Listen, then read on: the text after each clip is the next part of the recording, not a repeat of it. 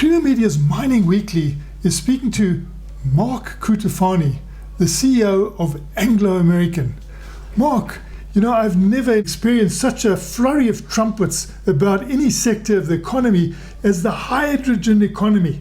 I was listening to David Cameron come over TV saying he's going to drop everything and go into renewable energy for fragile economies. And then I read about Malcolm Turnbull, another former prime minister, swinging into green hydrogen. And it seems as though this hydrogen can really be pervasive. And you were one of the first ones that joined that organization. You got us into thinking about it. And suddenly it's just burst across the universe. Where do you think it's all going to lead to? You've got a good memory. 2013, we started talking hydrogen on the basis of, if you understand hydrogen molecule, its efficiency in terms of energy, it's probably the most efficient fuel that we know of. And the good news is you need PGMs, in particular platinum, to catalyse and turn water into hydrogen or whatever process you may have.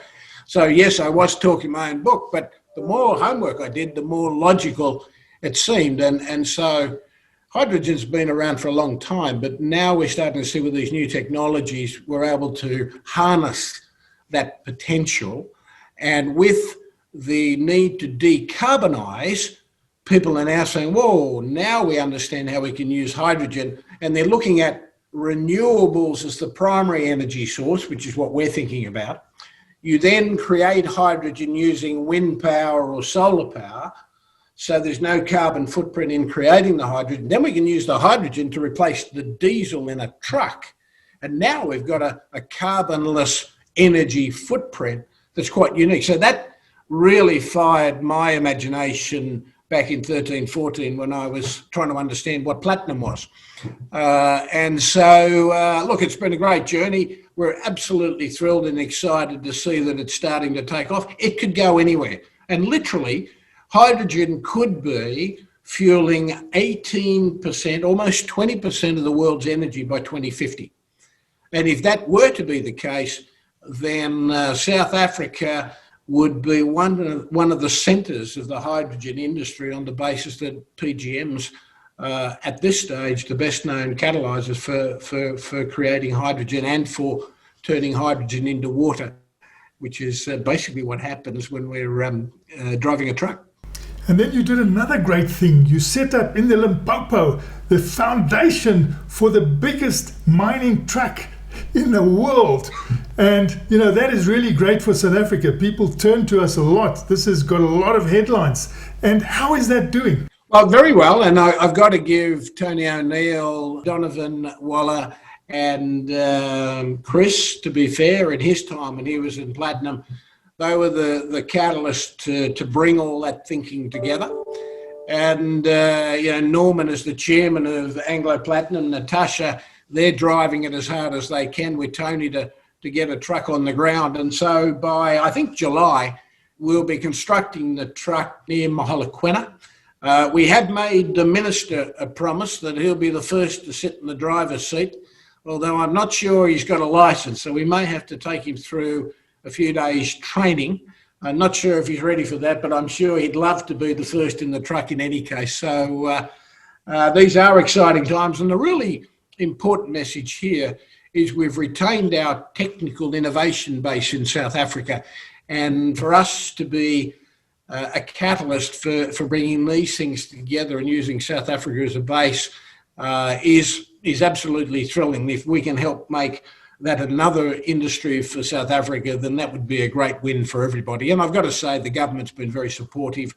The president, all the way through his cabinet, the finance minister's been doing a great job under very tough circumstances. We've had a great lot of people supporting us, and it really is a privilege and a pleasure to be working with our South African colleagues. People used to tell me when they came to South Africa, the red tape was rolled out. And when they went, they used to name other places in South America where they said the red carpet is being rolled out. Is there a little more red carpet that you're noticing in South Africa? Being an Aussie, I've never really had the red carpet treatment in South Africa. But what I will say is we've always had lots of fun. We've always had a lot of friendly banter and arguments about who's got the best rugby team and who's got the best cricket team. From our point of view, the one thing we always have in South Africa are honest conversations. We are always working around how to best do the job and how we can do it together. And I've got to give great credit to the Minister, who's really worked hard to be a partner and to help support us. But at the same time, we don't always agree on everything. He's trying to do the best thing for South Africa, which we appreciate.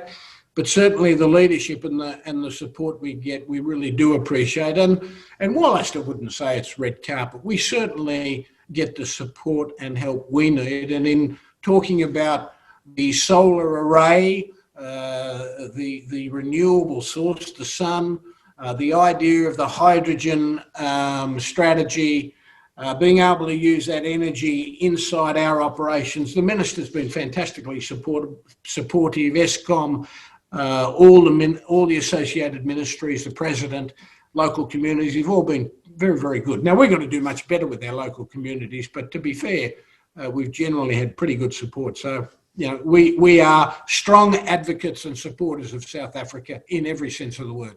And I always like to look at the mines themselves as to how they are also using the technologies that they are giving metals to that other people can use, and sort of putting into practice what green metals preach. Can you give us a vision? Because I read about the nickel miner in Australia who's changing his whole fleet, and it's going to be a fleet of electric vehicles. How extensive are your green metals preaching to you, and how are you changing and getting greener in your own organization?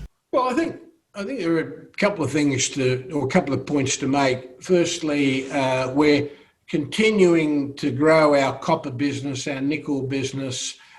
We've purchased or bought into crop nutrients with this polyhalite fertilizer that we hope we can sell in South Africa to help our farmers. We have PGMs, obviously a great metal, diamonds for those that you love. We've got a whole range of products that are looking pretty strong in today's market. I think the other thing, and you talk about miners and modern technologies, we're a great user and adopter of technology. So the spin-offs and the benefits from that in South Africa is we potentially can help bring new industries.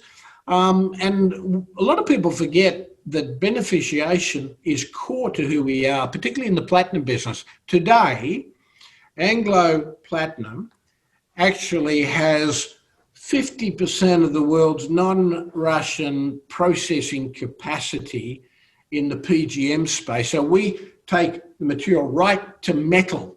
So we actually beneficiate through 5 key steps to get it to saleable product in metal form, and that is beneficiation in every sense of the word. And we're the most significant beneficiator in the platinum industry. And so I think, again, we should be proud of that. And the technologies that have been applied and developed in that business to make it as efficient as it is today are all South African homegrown technology, something to be very proud of. So the products, the technologies we're applying, the new digital technologies are all being worked on to try and improve our operations and make sure that we've got another 100 years life in those operations for all South Africans. And you operate in quite a lot of mining jurisdictions. Where are you finding that they are taking the whole climate change mitigation need most seriously, and perhaps we could follow some guidelines on how to really create the regulatory environment to mitigate against climate change? Yeah, it's a very good question, Martin. There is no one jurisdiction that strikes me as the leader in this space. You've got a lot of bureaucratic institutions debating and arguing, but not a lot of action on the ground. And to be fair, in the UK, Prince Charles is actually one of the leaders in the conversation, and he's delightful. And he's committed, and he's bringing lots of people together. But in the UK, they've done some very good work on replacing some of the old coal technology plants.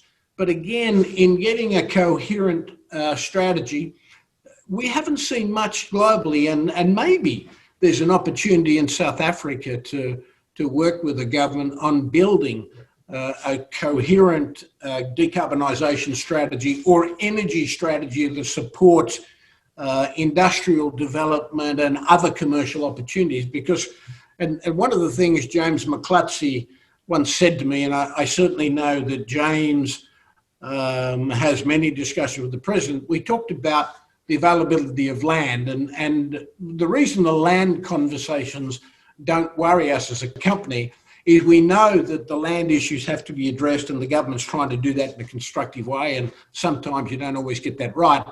But the bigger issue is development. And so what do we do to put infrastructure in place that allows people to develop the land to create value? And whether that's agriculture or whether that's other commercial activities, we've got to look at how we play our part in helping develop industry in South Africa so that we can get 30% unemployment down to literally zero. And we've got a long pathway to go, but we need investment. We need companies like ours. We need to make South Africa an attractive investment destination. That I do know the government's dedicated to do, and they continue to make policy changes. And so we've got to play our part, and we're very keen to do that. Oh, that's fantastic news. And finally, I just wanted to have a word on the circular economy. Where I'm sitting here now, down the road is Score Metals. That used to be Anglo American. That was a scrap dealer. They used to get hold of the ferrous scrap and put it through direct iron plants and all sorts of things. And now the world is talking about circular economics again. What is Anglo American's view of that? How are they going to recycle and get part of the circular economy? Well, at my age, people would understand the comment, what is old is new again. And in the circular economy, I think there's no doubt that as we see global growth, growing middle class, demand for all sorts of products, the ability of our industry to deliver materials for consumption, it's going to get tougher. And supply is short, so we have to get a lot better in recycling all of our products. And people say, oh, wait a minute, you're talking against the industry. And I'm saying, no, if we want to lift the world in terms of standard of living and lift people out of poverty, we've really got to understand how we help share what we have and make sure everybody can have a better world and a better life. And that means we're going to have to learn how to recycle, to mine better, mine more efficiently, and to recycle. And so as a company, we've gone from talking about being a mining company that digs holes to a metals and minerals company that understands the needs of its customers, and we're delivering products all the way along the value chain, ultimately to being a material solution provider that understands that we've got customers who need products, and what they're looking for us is to mine it, because it may have certain characteristics that the primary product is only able to deliver, and to recycle and provide access for recycled products to our customers as well. So we're a one-stop shop, and I think that's what the mining company or the material solution company in the future looks like. And certainly as Anglo American, we're well on that path. It's a long journey, but with companies like De Beers in luxury goods all the way through to our PGMs business and ultimately even our iron ore business, I think we're going to have to think very differently about how we operate in the future and how we create new profit pools that delivers value for our shareholders and a whole range of all of our stakeholders. I think is really important. But we won't lose sight of what we are. We're a company that understands mineral resources. We get the best out of those mineral resources. We've delivered a 16% return year on year over the last 7 years. We've led the majors in terms of performance improvement, and we're going to lead them for the next 7 years and beyond. And just when you mentioned iron ore there, again, this green hydrogen sprung into my mind. Is that something that could be combined with iron ore? You produce the iron ore, could you process it into something with a higher value using green hydrogen? Sure. And from our point of view, those sorts of things are things we need to be looking at. The ability to source energy from solar or wind turbines, so that's a renewable source, that's clean energy. The ability to maybe use recycled steel or create steel from hydrogen and iron ore is a real opportunity for us as an industry, and certainly it would help our Scope 3 emissions, because about 45%, and these are rough numbers, of our Scope 3 emissions are from iron ore. That is making steel and downstream. Now, if the numbers the industry tells us, by 2040, about 50% of the world's steel will come from green process, including hydrogen. Now, our Kumba iron ore and our Minas Rio iron ore from Brazil is very high quality, so it'll be preferentially fed to those green processes. So that's a big advantage we have potentially in the future, and that would halve our Scope 3 emissions just for iron ore. So there are some real opportunities, both in terms of economic benefit, environmental benefit, and also getting credit for helping reduce carbon footprint. All of these things are things we think about as a company, and we think about in terms of the jurisdictions we're operating and how we might be able to make a contribution. That sounds fantastic, Mark. That was Creamer Media's Mining Weekly, speaking to Mark Cutifani, the CEO of Anglo American.